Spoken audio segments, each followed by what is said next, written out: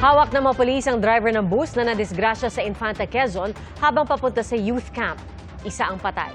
Saksi si Rafi Tima. Nakatagilid na ang bus na ito sa gilid ng kalsada sa Marilaki Highway sa Infanta, Quezon. Basag ang salamin at nagkalat sa kalsada ang ilang mga gamit. Tumagas na rin ang langis at krudo ng bus. Makikita rin sa video ang nakaabang na ambulansya at mga tao sa gilid. Ayon sa barangay Tanod na isa sa mga unang rumisponde sa aksidente, nadaanan pa siya ng bus habang naglalakad siya sa matarik na pababang kalsada. Ang bilis sir ng takbo niya. Pagdating dito ay narinig ko na lang ang kalampag niya. Patay sa insidente ang 19 anyos na lalaking sakay ng bus matapos maipit ng tumagilid dito. Isinugod naman sa ospital ang mga nasugatang pasahero. 20 ang sakay ng bus na youth leaders mula sa Quezon City at patungo sana sa isang youth camp. Ilan sa kanila ay minor de edad.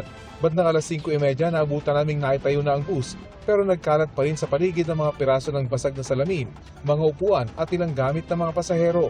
Kung makikita itong skid mark na ito ay posibleng sinubukan pa ng driver na magpreno pero hindi na nito kinaya at dumiretso yung bus dito sa may barrier na ito kung saan siya bumangga.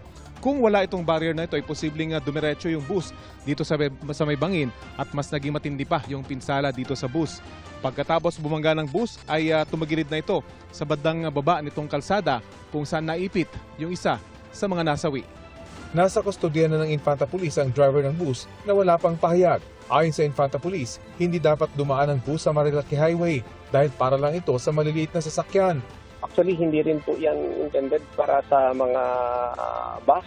Ang Marilaki Highway, hindi po dapat sila dyan dumadaan dahil uneven po yung roads. Medyo sharp, mga sharp po ang curbs at matatarik dahil yan po ay part ng Sierra Madre.